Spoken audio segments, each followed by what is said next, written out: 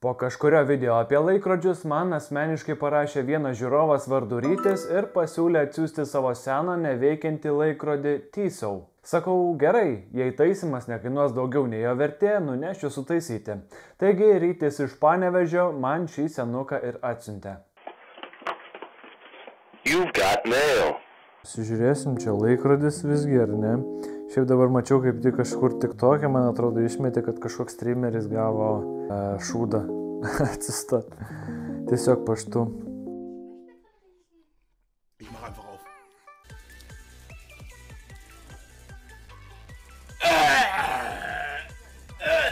Tai dabar netaip populiaru yra daryti unboxingus.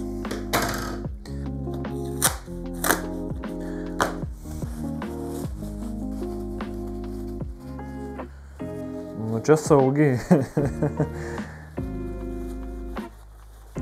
O, visai cute. Laikrodukas. Tai reikės pakeisti apyrankę. Sagtį pasižiūrėsim, galime tokią pačią uždėti. Daugiau kažkokių labai apibraižymų nėra, poliruoti nereikės. Bet mechanizmas tik tai įdomu, kas jam ten nutikė yra. Kas čia dabar? Šiam laikrodžiui virš 20 metų. Tai Tissot automatinis T-Lord. Rytis sakė, kad šį jam atidavė draugas, o jis šį nešiojo, kol sugedo. Tasai draugas rado jį dirbdamas valytojų Airijoje. Kadangi jo šeimininkas neatsiėmė, jis jam ir atiteko. T-Lordas buvo pradėtas leisti 2000-aisiais. 39 mm klasikinis laikrodis turi safyrinį stikliuką, ETA 28242 mechanizmą ir 100 metrų vandens slėgio apsaugą. Kai jis pagaliau atėjo, apžiūrėjau jo būklę. Laikrodis buvo neveikiantis, apipelijęs ir oksidavęsis. Turbūt nebuvo labai gerai laikomas. Dirželį išmečiau, o sagtį pasilikau, nors jos vėliau taip ir nebeprireikė. Patį laikrodį nunešiau pataisyti. Mechanizmo taisymas, valymas ir velenėlio keitimas su karūnėle kainavo 70 eurų.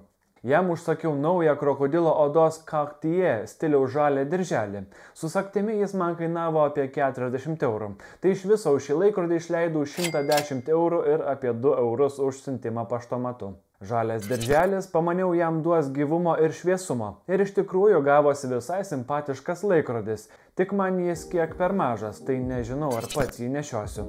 Atrodo iš tikrųjų neblogai. Ta žalia spalva tikrai prideda daug ko. Beje, čia yra... nežinau, ar fokusuoja, visą laiką klausėt, su kokiu laikrodžiu esu, tai čia yra Orient Day-Date mano. Daug sentimentų turintis paprastas laikrodukas, bet labai jį myliu, nes jį dėvėjau per savo vestuves. O dabar užsidėkime šitą Tissot.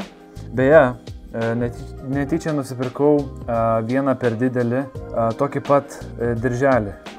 Tai jeigu kas nors norėsit, galiu parduoti. Čia yra 20 mm, man atrodo, tinka visokiem tokiem naujas, neišpakuotas.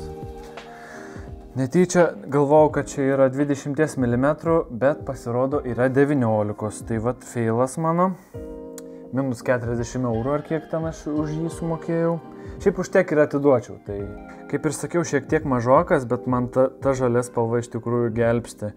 Ir yra, štai turiu originalo, kuris netinka prie šito dirželio.